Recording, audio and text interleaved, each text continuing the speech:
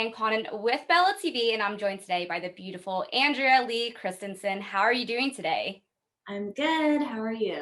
Great. And I'm so excited to speak with you.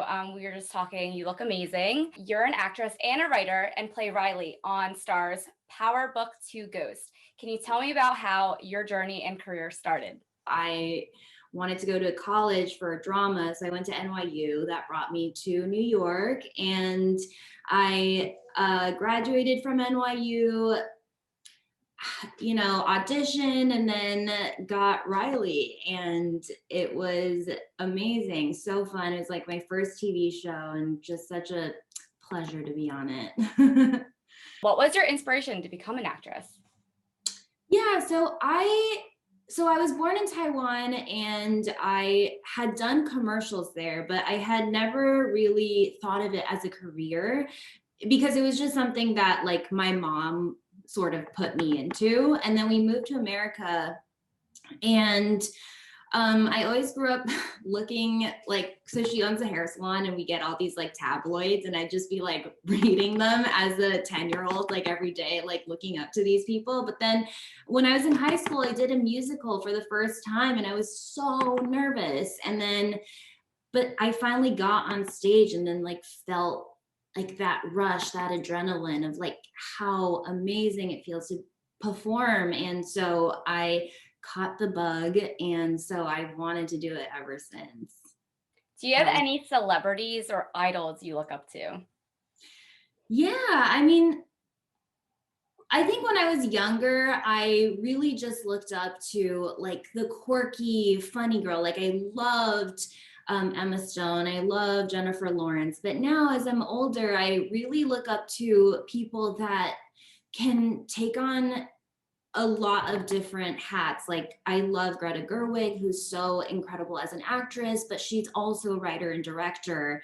And I love Margot Robbie, who, so amazing, can do the Scorsese film, but she also has her own production company. And obviously Mindy Kaling is a genius and like has her own show that she created. And I love that, and I look up to that. And as I explore my career further down the line, I really want to be able to explore those areas as well as acting.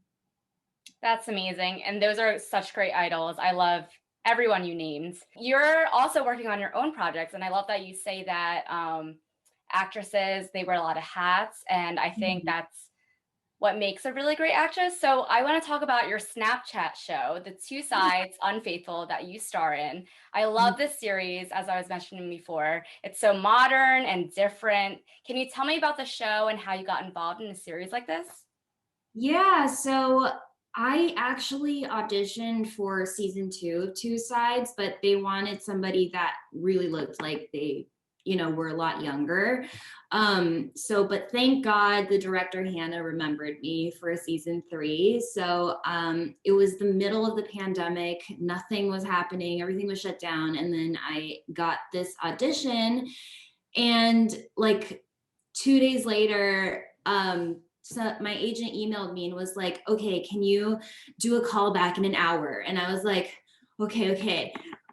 I pulled myself together, did the callback, it was amazing.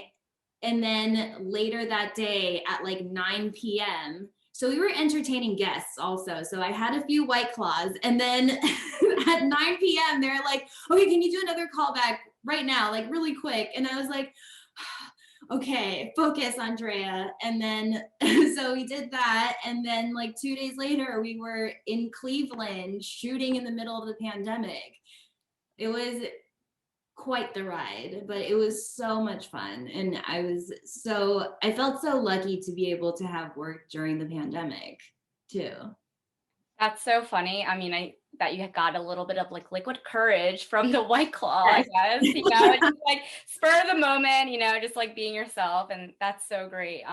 That's so interesting because I kind of, Snapchat's kind of a new form of Mhm. watching series. And I really enjoy that it's literally seeing two sides of the story. Yeah. It's so creative and definitely made for a show on Snapchat. What was so you were describing like the process, the audition process was kind of just like I guess any other audition? Like, can you describe a little bit about that?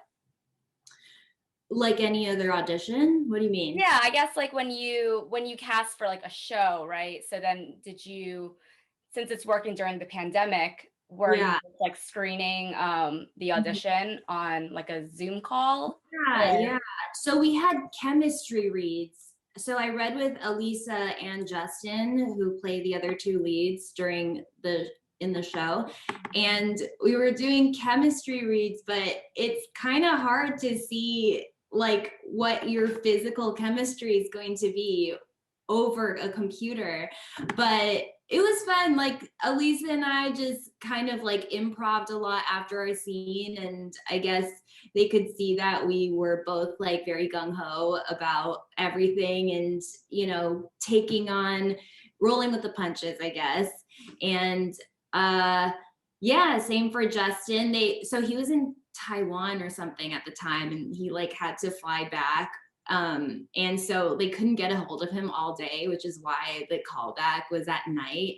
But thank God it all worked out and we all came together and we could do this show. And yeah, I remember during the table read, I we were like reading the script and it gets so dramatic. And I was like, oh my God, this is so juicy, so good. So yeah, I'm just excited to have been, you know, in a show like that. I think that's kind of the perfect way to describe this series. It's juicy. It definitely was like out of so many different episodes, I was like, oh my gosh, what's going to happen next? And of course, there's always cliffhangers at the end. Yeah. I loved everyone's character in it. I want to talk about how it's an all Asian cast. Yes. I think the representation is extremely important. What was it like working with the cast? I know you talked a little bit about like the audition process, but how was the production like overall?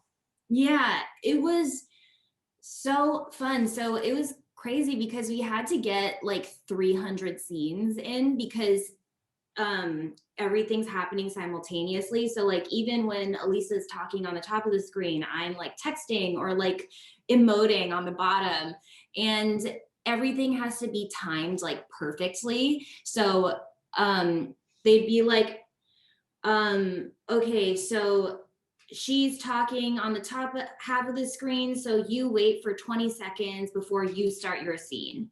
And so it would be like the first take is just for timing, and then the second take, we got to get it, and then we move on to the next shot because we only had a month to get like all this content.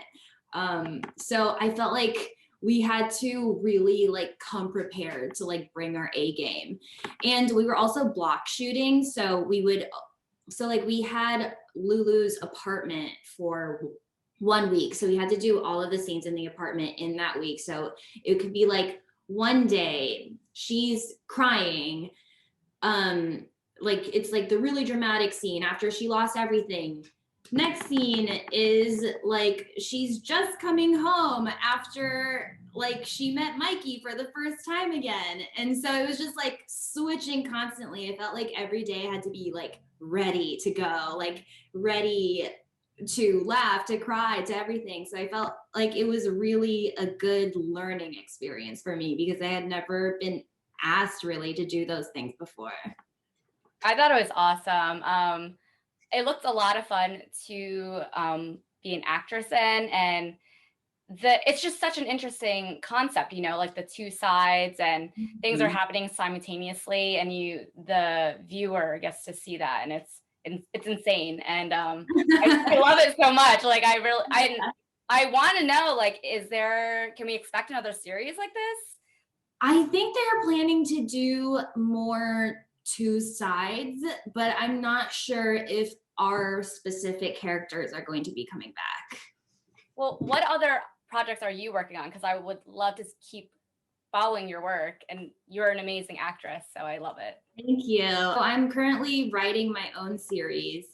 It's a screenplay about vampires. But I wanted to use vampires like sort of as a lens for like my own upbringing because growing up felt like I had these expectations on me, like, because my mom is from Taiwan, and everybody around me was like in the very like STEM oriented like career headspace. And so, and like everything from like what my career should be to like what I look like and how I act, I felt like I was sort of like divulging from that path. So this series sort of is exploring how much do I owe to like the person who created me versus how much do I owe to myself to follow my heart. And so, but I wanted to put like a vampire lens on that. So it's like fun and supernatural, but exploring these like questions that are very personal to me. I love that so much. I think it's I know everyone, used to love like the Twilight series, the Vampire Diaries. So I'm really excited to see when that comes out. And especially the spin that you're doing on it as well. I think that's really important to kind of highlight the Asian cultures and how we kind of have to be like the model minority to our parents, and they're not really familiar with like, oh, you want to be in the arts and like communication. So I'm like really excited to see that. Thank you so much again for your time today. It's such a pleasure to speak with you and get to know you a little more. Be sure to check out Two Sides Unfaithful on Snapchat today. Thank you so much, Andrea. Have a Thank great you, day. Stephanie. You Thank too. you. You too. Bye.